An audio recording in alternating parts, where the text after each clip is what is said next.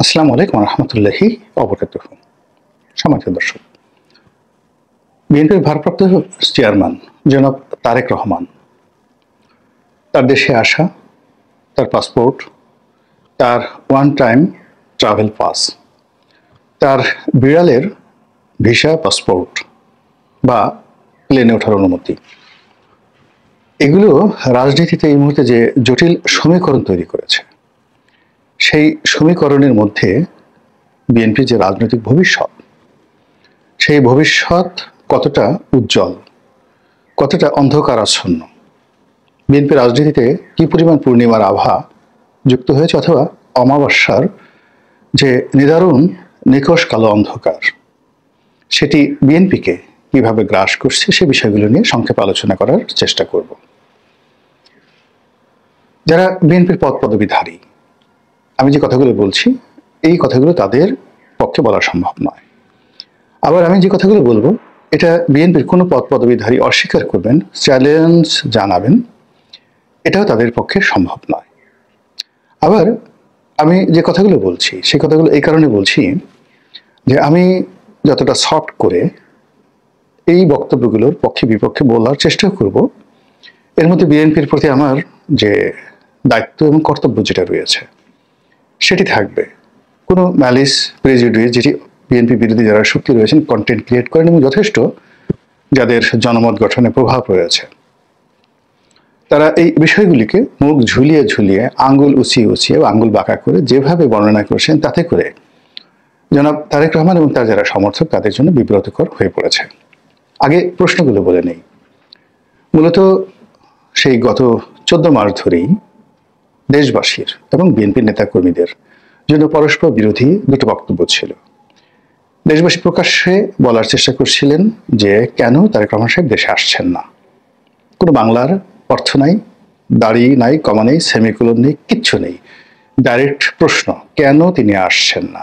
এই বক্তব্যের মধ্যে কতগুলো ইতিবাচক দিক রয়েছে। জনগণ মনে করছে যে তারেক রহমান সাহেবের দেশে আসা উচিত। তারা এও বিশ্বাস করছে, মনে করছে যে তারেক রহমান সাহেবের জন্য দেশটি নিরাপদ। তারেক রহমানের জন্য এই দেশের প্রয়োজনীয়তা আছে, আর এই দেশের লোকজনকেও তারেক রহমান সাহেবের প্রয়োজন রয়েছে নেতৃত্ব দেওয়ার জন্য। তিনি একজন অপরিহার্য, জনপ্রিয় এবং অ্যাট দ্য সেম টাইম গ্রহণযোগ্য ব্যক্তিত্ব। যদি না হতে পারতেন বা না হতেন, তাহলে জনগণ এই ধরনের কথাবার্তা বলতো না। এই বাংলায় কত মানুষ, হয়তো তাদের বয়স তারেক রহমান সাহেবের চেয়ে বেশি, শিক্ষার দিকে অনেক বেশি, তাদের একসময় সামাজিক খুব প্রভাব ছিল, প্রতিপত্তি ছিল, কিন্তু দেশের লোকজন বলছে না যে তারা কোথায় গেল, কেন তারা বাংলাদেশে আসছে না। এর কারণ হলো জনগণ তাদেরকে মনে করছে বাংলাদেশের জন্য একটা উটকো ঝামেলা, একটা যন্ত্রণা। ফলে তারা আসবেন কি আসবেন না, বেঁচে থাকবেন কি থাকবেন না, বেঁচে আছেন কি নেই, এটা নিয়ে জনগণের মাথা ব্যথা নেই। সেই জায়গাটিতে যখন তারেক রহমান সাহেবকে নিয়ে আলাপ আলোচনা করছে, এটি শতভাগ ইতিবাচক। এটা নিয়ে কোনো নেতিবাচক চিন্তা করার কোনো হেতু নেই। এখন বিএনপি যেটা পারত সেটি হলো জনগণের এই দাবিটাকে সম্মান জানিয়ে কোনো কথা না বলা। এটা ছিল সর্বোচ্চ। এর কারণ হলো যে তারেক রহমান সাহেব যে কেন আসছেন না, কি কারণে আসছেন না, এটা বিএনপির শীর্ষ পর্যায়ের নেতারা খুব ভালো করে জানেন, আর তারেক রহমান সাহেবও জানেন।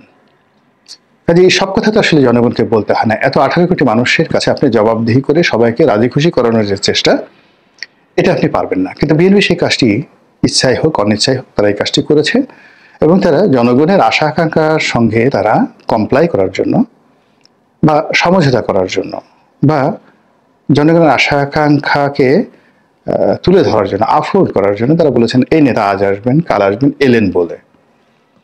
তো এই যখন একটা অবস্থা চলছিল, তখনও জনগণ মনে করছে না আচ্ছা ঠিক আছে, নির্বাচনের তফসিল ঘোষণা করলে হয়তো তিনি আসবেন। এবং এই তার যে আগমন, সেই আগমনকে কেন্দ্র করে বাড়ি সাজানো হচ্ছে, গাড়ি কেনা হচ্ছে, সিকিউরিটি বাহিনী নিয়োগ দেওয়া হচ্ছে, বন্দুক কেনা হচ্ছে। মানে পুরো যে সাজ সাজ রব, এটার মানে 1% তো দূরের কথা, বিএনপি রাজনীতি বা তারেক রহমান সাহেবের রাজনীতি, প্রধানমন্ত্রী হওয়া, আগামী দিনে দলকে নেতৃত্ব দেওয়া, এই কাজের জন্য এই যে প্রচারণাগুলো হয়েছে, এই প্রচারণাগুলোর কোনো প্রয়োজন ছিল না। ভীষণ রকম অপ্রয়োজনীয় কথাগুলো বলা হয়েছে। আমি অবাক হয়ে যাই যে বিএনপির শীর্ষ নেতৃবৃন্দ, সালাউদ্দিন সাহেবের মতো প্রাজ্ঞ রাজনীতিবিদ, তারাও এই জনগণের ইচ্ছার সঙ্গে, আকাঙ্ক্ষার সঙ্গে, কথার সঙ্গে কমপ্লাই করেছে। আর জনগণ যাতে এই কথাগুলো বেশি বেশি বলে, এই জন্য আবার মাঝে মধ্যে যারা আওয়ামী লীগের লোকজন আছেন, জামাতের লোকজন আছেন, তারা তারেক রহমান সাহেবের বিরুদ্ধে নানা রকম নেতিবাচক কথা বলে তাকে প্রভোগ করেছেন। খুবই আপত্তিকর। লন্ডনে বসে এটা হবে না, তারপরে লন্ডনে বসে দল পরিচালনা করা যায় না, আর তার আশাটি কি দরকার? সে তো বাংলাদেশ থেকে সেই লন্ডনে হাজার হাজার কোটি টাকায় গত কয়েক মাসে নিয়ে গেছেন, পাচার করেছেন, নতুন গাড়ি কিনেছেন, 4-5টা এক একটা গাড়ির দাম 10 কোটি 20 কোটি, এরকম নানা রকম যে সকল প্রোপাগান্ডা চালানো হয়েছে, বিএনপি এগুলোতে রেসপন্ড করেছে। বিএনপির অনেক নেতাকর্মী যারা আছেন শীর্ষ পর্যায়ে, তারা বলার চেষ্টা করেছেন না, তার নেতার গাড়ি নেই, এই যে যে গাড়িটা দেখেছেন লন্ডনে, এই গাড়ি অন্যের। তারপর তিনি খুব ভাঙাচোরা গাড়িতে চড়েন, তারপর তিনি একটা খুব ছোট রুমে থাকেন, যেখান থেকে তিনি স্কাইপেতে আসেন। সেই রুমটা যে একেবারে একটা কবরের মতো ছোট একটা রিডিং রুম, হয়তো 4 ফিট বাই 4 ফিট এরকম ছোট একটা রুম। এটা প্রমাণ করে তার দারিদ্রতা প্রমাণ করার চেষ্টা করা হয়েছে। এবং সে যে ওখানে খুব সাধারণ জীবনযাপন করেন, মেট্রোতে চড়েন, তারপর বাসের জন্য অপেক্ষা করেন, একা একা ঘোরাফেরা করেন, এই বিষয়গুলো অতি মানবীয়, অতি সাধারণ, যাকে বলা হয় সুপারম্যান থেকে বানানোর জন্য বিএনপির যে সকল লোকজন বুদ্ধি দিয়েছে এবং প্রচার করেছে, তারা মূলত তার সর্বনাশ করেছে। এটা দরকার ছিল না। তিনি শহীদ প্রেসিডেন্ট জিয়াউর রহমান সাহেবের ছেলে, বেগম জিয়ার ছেলে, 3-3বারের প্রধানমন্ত্রী, রাষ্ট্রপতির ছেলে, প্রধানমন্ত্রীর ছেলে, সেনাপ্রধানের ছেলে, আর তার যে পারিবারিক ব্যাকগ্রাউন্ড, তার দ্বারা পাকিস্তান সরকারের, তার আগে ব্রিটিশ সরকারের অতি উচ্চ পদের একজন বৈজ্ঞানিক কর্মকর্তা ছিলেন। তার নানার পরিবার, তারাও ধনাঢ্য পরিবার। মানে আপনি চিন্তা করুন যে পাকিস্তান জমানাতে বেগম জিয়ার যে বড় বোন চকলেট আপা, তার একটু লেখাপড়াটা খোঁজ নিয়ে দেখেন তো, সে কি ম্যাট্রিক পাস? না, বিএ পাস করতে গিয়ে 4 বার ফেল করেছেন। তার এডুকেশন কোয়ালিটিটা কি? তারপর যে তার যে মামা সাইদ ইস্কান্দার, অন্যান্য যারা মামা আছেন, মানে তাদের অবস্থা কি? পাকিস্তান জমানাতে মিলিটারিতে চান্স পাওয়া, একজন কমিশন অফিসার হওয়া, ইদানিং এখনকার যুগেও যদি আপনি ধরেন বাংলাদেশ সেনাবাহিনীর একজন সেকেন্ড লেফটেন্যান্ট হলেন বা একজন ক্যাপ্টেন মেজর হলেন, আপনি তাকে কি খুব খারাপ অবস্থার লোকজন মনে করেন? তো পাকিস্তান জমানাতে সেই সাইদ ইস্কান্দার সাহেব, তিনি পাকিস্তান আর্মিতে কমিশন পেয়েছিলেন। তো এই পরিবারটি ভিক্ষুকের মতো চলবেন, ফকিরের মতো চলবেন, এটা কে বলেছে? আমাদের সমাজের সবচেয়ে বড় ব্যাপার হলো এক ভিক্ষুক আর এক ভিক্ষুককে দেখতে পারে না। রাজনীতিবিদ যারা অভিজাত, ব্লু ব্লাড, যাদের রক্ত ভালো, যাদের অনেক টাকা পয়সা আছে, জমিদারি আছে, বা বাবার জমিদারি ছিল, দাদার জমিদারি ছিল, ভোটাররা দিন শেষে তাদেরকেই পছন্দ করে। আপনি চাঁদাবাজি করে মানুষের কাছে চেয়ে চিনতে, একজনে আপনাকে একটা গাড়ি দিল, আরেকজনে 1 লাখ টাকা দিল, আরেকজন একটা পাঞ্জাবি কিনে দিল, আরেকজন একটা জুতা কিনে দিল, আর আপনি ফুটবাবু হয়ে নেতা সাজলেন, হাত ঝুলালেন, লোকজন আপনাকে কোনোদিন এই বাংলায় এই ধরনের ভিক্ষুক টাইপের লোক কখনো নেতা হতে পারেনি। যারাই নেতা হয়েছেন তারা সবাই 4-5টা গুণাবলী ছিল অপরিহার্য। প্রথম গুণাবলী হলো প্রচন্ড সাহসী। দ্বিতীয় গুণাবলী হলো তারা মার দিয়েছে, কিন্তু কখনো মার খায়নি। আপনি পথে ঘাটে চর খাচ্ছেন, থাপ্পড় খাচ্ছেন, লাথি গুঁতো খাচ্ছেন, এই ধরনের লোক জীবনে কখনো নেতা হতে পারেনি। এটা বোঝার চেষ্টা করুন। তো সেই অর্থে তারেক রহমান সাহেবকে যদি আপনাকে আপ হোল্ড করতে হয়, তাহলে তার মিলিটারি তার মাজা ভেঙে দিয়েছে, কোমর ভেঙে দিয়েছে, এবং তাকে গ্রেপ্তার করা হয়েছে। এই দৃশ্যগুলো যারা সামনে এনেছে পাবলিক সেন্টিমেন্ট গ্রো করার জন্য, তারা তারেক রহমান সাহেবের 12টা বাজিয়ে দিয়েছেন। দ্বিতীয়ত যে বিষয়গুলো, যে তাকে অতি দরিদ্র হিসেবে বর্ণনা করা, অতি সৎ হিসেবে এই মুহূর্তে বর্ণনা করা, এগুলোর কোনো প্রয়োজন ছিল না, একেবারেই প্রয়োজন ছিল না। এই অপ্রয়োজনীয় কর্মকাণ্ডগুলো গত কয়েক মাসে মারাত্মকভাবে করা হয়েছে। তো করার ফলে কি হলো, যে বিএনপির যে স্বাভাবিক বা তারেক রহমান সাহেবের যে স্বাভাবিক অবস্থা, সেই অবস্থাটা এখন আর নেই। তো মানুষের যে চিন্তা, চেতনা, কর্ম, সেই কর্মের জায়গাটাতে বিএনপি বুঝতে পারেনি, নাড়া দিতে পারেনি। নাড়া দিতে না পেরে আজকের এই জটিল অবস্থা তারা তৈরি করে ফেলেছে। এখানে জনাব তারেক রহমান সাহেব বুঝতে হবে যে তিনি দেশের বাইরে আছেন। দেশের বাইরে থাকলে, এমনকি ঢাকার বাইরে যদি আপনি থাকেন, সাভারে থাকেন, আমি যেমন এখন প্রায় সাভারে থাকি, বাস্তবতা হলো সাভারে থেকে কোনো অবস্থাতেই গাবতলীর অবস্থা জানা যায় না। কাজেই শেখ হাসিনা যদি দিল্লিতে থেকে বাংলাদেশের অবস্থা মনে করেন খুব বুঝে গেছেন, হবে না। তারেক রহমান সাহেব ওখানে বুঝে গেছেন, তাও হবে না, কোনো অবস্থাতে হবে না। তাকে যারা গাইড করবেন অনেস্টলি, যদি তারা একেবারে তারেক রহমান সাহেবের চোখ হয়ে, নাক হয়ে, কান হয়ে তারা যদি সত্য কথাটা বলতেন, তাহলে তিনি সুন্দর করে সিদ্ধান্ত নিতে পারতেন। কিন্তু সেই কাজটি আসলে দুটো দলা হয় না। ফলে কি হলো, গত কয়েক মাসে যেটি হয়েছে, একটার পর একটা বিতর্ক তৈরি হয়েছে এবং ক্রমশ বিএনপি এবং জনাব তারেক রহমান সাহেব বিতর্কিত হয়েছেন, দল দুর্বল হয়েছে। এবং এরই মধ্যে ওভার অ্যাক্টিং করতে গিয়ে বিএনপির কিছু লোক, আমি বলবো একেবারে যারা বিএনপির ব্র্যান্ড অ্যাম্বাসেডর হিসেবে এই মুহূর্তে যারা, আমাদের দেশে কিন্তু এই মুহূর্তে টেলিভিশন টকশোটা সবচেয়ে গুরুত্বপূর্ণ। তো টেলিভিশন টকশোতে বিএনপির পক্ষে আপনি ধরুন আওয়ামী লীগের কয়েকজন লোক ছিলেন, যেমন ধরুন নাইমুল ইসলাম খান। আপনার যত খারাপই লাগুক না কেন, নাইমুল ইসলাম খানের যুক্তির কাছে বিএনপির কোনো লোক দাঁড়াতে পারত না। সুভাষ সিংহ রায় যত খারাপ থাকুক না কেন, তিনি যেভাবে টকশোতে তথ্যপত্র দিয়ে আওয়ামী লীগকে আপহোল্ড করতেন, আওয়ামী লীগ বিরোধী লোকদের জন্য এটা ছিল চুলকানি। কিন্তু সুভাষ সিংহ রায়কে চ্যালেঞ্জ জানানোর মতো অবস্থা ছিল না মোহাম্মদ এ আরাফাত কিংবা সমর রেজাউল করিম। এরকম আওয়ামী লীগের অন্তত 1 ডজন টেলিভিশন স্টার ছিলেন, যারা টেলিভিশনে আসলে আপনি ইচ্ছাই হোক অনিচ্ছাই হোক দেখতে বাধ্য হতেন। এবং বিএনপি মানে আওয়ামী লীগ বিরোধী শক্তি, যাদের চুলকানি শুরু হতো, রাগ হতো, মেজাজ গরম হতো, কিন্তু তারা কিছু করতে পারতো না। আর ওদিকে আওয়ামী লীগের যারা লোকজন, তারা বলতো যে না, বাপের বেটা, কাজের কাজ হয়েছে। কিন্তু এই সময়টিতে আপনি যদি দেখেন, বিএনপির পক্ষে ন্যারেটিভ তৈরি করবে সামাজিক মাধ্যমে একজন স্টার নেই, নো সিঙ্গেল ওয়ান, যে একটা স্ট্যাটাস দিলে মুহূর্তের ভিতরে 20,000 অর্থাৎ 1 ঘন্টায় 20,000 লাইক কমেন্ট পড়ে, যেটাকে অর্গানিক বলা হয়, এরকম একজন সিঙ্গেল লোক, সেলিব্রিটি বিএনপিতে নেই।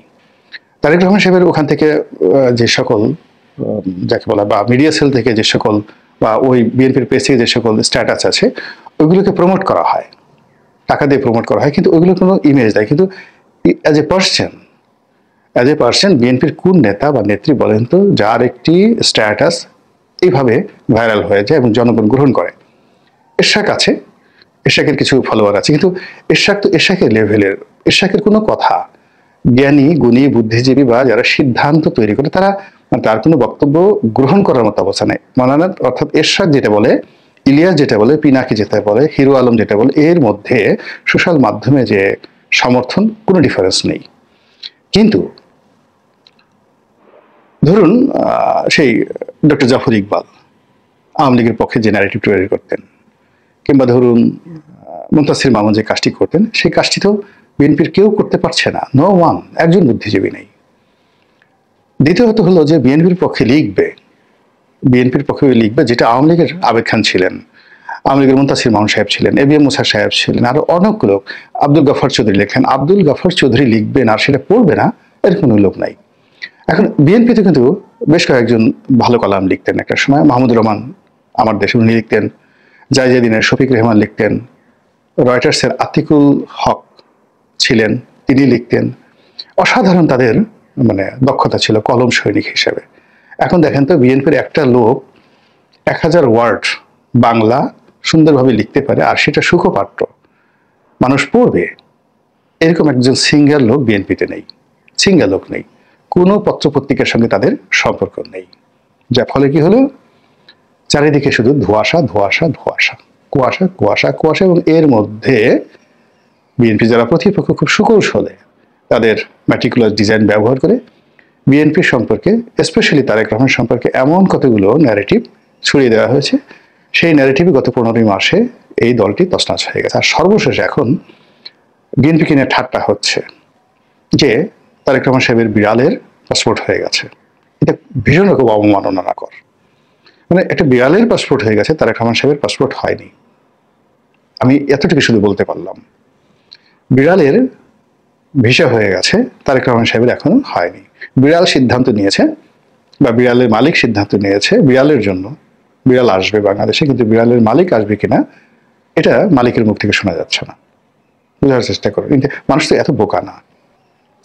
তো সেই দিক থেকে আবার নতুন যে বিতর্কগুলো, তারেক রহমান সাহেবের ভোটার তালিকায় নাম নেই, স্বয়ং নির্বাচন কমিশনের পক্ষ থেকে এই কথা বলা হলো। কেন এই কথা বলা হলো? আমরা কি তাকে জিজ্ঞাসা করেছি? তো তাই যদি হয় তাহলে তিনি তো তাহলে ভোটই দিতে পারবেন না, তারপর তিনি তো প্রার্থী হতে পারবেন না, তিনি প্রধানমন্ত্রী হতে পারবেন না। এরপর প্রশ্ন, তিনি কি বাংলাদেশের পাসপোর্ট পাবেন? আবার তিনি কি ব্রিটিশ পাসপোর্টধারী, নাকি সেখানে অ্যাজ এ অ্যাসাইলাম হিসেবে তার যে আইডি কার্ড রয়েছে, আইডেন্টি কার্ড রয়েছে, তার সেই কেবলমাত্র সেই আইডি কার্ডটি রয়েছে, নাকি পুরো পরিবার তারা ব্রিটিশ পাসপোর্ট ধারণ করছেন? এই প্রশ্নগুলো কে বা কারা সামনে নিয়ে আসলো? সাম্প্রতিক সময় তারেক রহমান সাহেব তার দেশে ফেরা নিয়ে যে বক্তব্যটি দিয়েছেন, যে দেশে ফেরার যে সিদ্ধান্ত তার একক কোনো বিষয় নয়, এই বুদ্ধি তাকে কে দিয়েছিল? এর ড্রাফট তারেক রহমান সাহেব তো এই বাংলা লেখার মানুষ নন। মানে তার পক্ষে আমি মাঝে মধ্যে দেখি যে বিভিন্ন ইংরেজিতে স্ট্যাটাস দেওয়া হয়, মাঝে মধ্যে বাংলাতে স্ট্যাটাস দেওয়া হয়। এগুলো মানে পয়েন্টিভ নয়, প্রয়োজনীয় নয়। একটা সিঙ্গেল, আমি আজ পর্যন্ত সেই তারেক রহমান সাহেবের পেজ থেকে যে সকল ইংরেজি এবং বাংলায় যে সকল স্ট্যাটাস দেওয়া হয়েছে, এর একটা জিনিসেরই প্রয়োজন ছিল না, দুপয়সার প্রয়োজন ছিল। প্রায় সবগুলোই তাকে আরো সহজলভ্য করে ফেলেছে। বোঝার চেষ্টা করুন, আকাশের চাঁদ দূরে আছে, তাকে ভালো লাগে। চাঁদ যদি একটু কাছে চলে আসে, এই পৃথিবীতে জোয়ার তৈরি হয়ে যায়। চাঁদ যদি একটু দূরে চলে যায়, ভাটা তৈরি হয়ে যায়। আর আপনি যদি নিজে চাঁদের মধ্যে চলে যান, আপনি আপনার সমস্ত ওজন হারিয়ে ফেলবেন।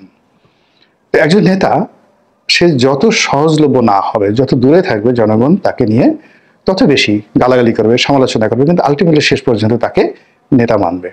কিন্তু তাকে যদি আপনি ভাতের মাড় বানিয়ে ফেলেন, ডাল বানিয়ে ফেলেন, আলু ভর্তা বানিয়ে ফেলেন, তাহলে আর যা হোক না কেন পরবর্তীতে তাকে আকর্ষণীয় কোনো রাজকীয় পদ পদবিতে বসাতে পারবেন না। ফলে শিরোনামে যে কথাগুলো বলেছি, সেই কথাগুলো এই সময়টিতে যে আলোচনা হচ্ছে, সেই আলোচনার দ্বার মূলত বিএনপির মধ্যে ঘাপটি মেরে থাকা একদল লোক ইচ্ছা করে এই কাজটি করেছে। অথবা বিএনপির নীতি নির্ধারণী পর্যায়ে যারা আছেন তারা অনেকে সতর্ক হননি, তারা প্রতিপক্ষর যে প্রভোগ এবং জনগণের যে আশা আকাঙ্ক্ষা, এগুলোকে জাস্ট একটা প্রলেপ দিতে চেয়েছেন। আর তার ফলে এখন এই মুহূর্তে এসে বিএনপি যে যুগ সন্ধিক্ষণে পৌঁছে গেছে, বা তারেক রহমান সাহেব এখন যেদিকে যা করেন না কেন, তিনি যদি দেশে আসেন তাও তার জন্য খারাপ হবে, না আসলেও খারাপ হবে। তিনি যদি কথা বলেন তাও সমস্যা হবে, চুপ থাকলেও কথা সমস্যা হয়ে যাবে। এর কারণ হলো রাজনীতিতে একটা ধারাবাহিক বিষয়, অল অন এ সাডেন আপনি সেখানে স্টপ করে দিতে পারেন না। তো এই যে আপনি শেখ হাসিনার দিকে তাকান না কেন, তার যে ক্যারেক্টারিস্টিক্স আছে, সারা দুনিয়া তাকে যা কিছু বলুক না কেন, সে তার মধ্যে ঝগড়া করেই যাচ্ছে, সে তার মধ্যে গালাগালি করে যাচ্ছে। প্রতিদিন বাংলাদেশের প্রেক্ষাপট নিয়ে সে যেভাবে আগে কথা বলতো, এখন আরো বেশি প্রতিনিয়ত তার সেই পূর্বাঞ্চলের প্লট নিয়ে কথা বলছে, তার গহনা নিয়ে কথা বলছে, তার হীরার গহনা নিয়ে কথা বলছে, তার গণভবন থেকে তার হীরার গহনা চুরি করা হয়েছে, একে চুরি করেছে, এগুলো সব ভবিষ্যতে আদায় করা হবে। ডক্টর মোহাম্মদ ইউনূসের পূর্বাঞ্চলে কয়েক হাজার কাঠা জমি আছে, তার নিসর্গ রিসোর্ট আছে, কি কি আছে, মানে স্বয়ং তার মতো করে তার যে আলাদা একটা ক্যারেক্টারিস্টিক্স আছে, এটা সে স্টাবলিশড করে ফেলছে। সে কিন্তু ডাইভার্ট হয়নি। সবাই মনে করছিল সে কান্নাকাটি করবে, সরি বলবে, ইত্যাদি ইত্যাদি। না, সে তার ক্যারেক্টারিস্টিক্স বজায় রেখেছে। তো সেই দিক থেকে বিএনপি বা তারেক রহমান সাহেব তারও একটা নিজস্ব ক্যারেক্টারিস্টিক্স প্রতিষ্ঠা করতে হবে। সেই ক্যারেক্টারিস্টিক্সটা কি, এটা কিন্তু এখন পর্যন্ত জাতির কাছে আসেনি। যেমন বেগম জিয়ার একটা ক্যারেক্টারিস্টিক্স আপসহীন, তেমনি তারেক রহমান সাহেবের ক্যারেক্টারিস্টিক্স কি? তিনি তো দূর থেকে নেতৃত্ব দিয়েছেন, তিনি তো বিএনপির যে 111-এর সময়টাতে শ্যাডো সরকার হিসেবে ছিলেন, এবং সেখানে তার যে একটা ভাবমূর্তি যেগুলো গড়ে উঠেছিল বা যে কথাগুলো তার সম্পর্কে বলা হতো, সেই কথাগুলো কি বিএনপির জন্য ইতিবাচক? তা না হলে এই সময়টার মধ্যে গত 15 বছর ধরে দেশে যিনি প্রবাসে আছেন বা দীর্ঘ সময় ধরে তিনি প্রবাসে আছেন, এই সময়টিতে তিনি তার নিজের জন্য, তার দলের জন্য একটা যে ভাবমূর্তি, এটা কি তৈরি করেছেন, সেটা যদি না হয় তাহলে এই সময়টিতে এখন যে সকল প্রশ্ন আসছে, এই প্রশ্নের জবাব আপনি কিভাবে দিবেন? ভোটার না, পাসপোর্ট নাই, এখনো ভোটার হননি, বাংলাদেশে নেই, প্রবাসে আছেন, অথচ আপনি প্রধানমন্ত্রী হতে চাচ্ছেন। আর এই কথাগুলো জবাব যদি দিতে চান তাও ঝামেলা, জবাব নিতে না দেন তাও ঝামেলা, কিন্তু কথাগুলো কিন্তু আলোচিত হচ্ছে।